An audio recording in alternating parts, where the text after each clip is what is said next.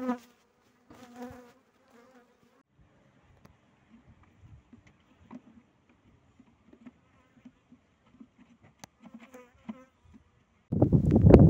ilimizin yüksek yaylalarında doğal bitki florasının zengin olduğu bu bölgelerde, özellikle endemik ve tanınan bitki türlerinin olduğu bu bölgelerde Batman ilimize bağlı il ve ilçelerimizde yaklaşık 930 arıcımız arıcılık yapmaktadır.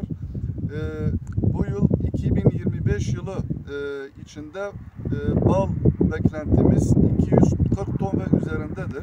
Yaklaşık 65 bin kovanla arıcılık yapan arıcılarımız bulunmaktadır.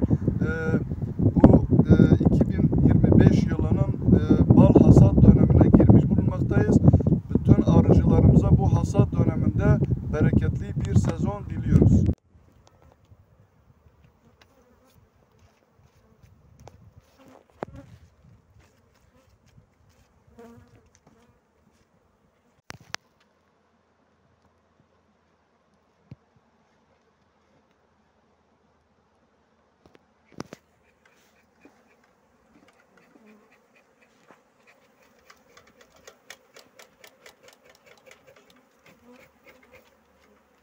Vamos para o Guiné, não?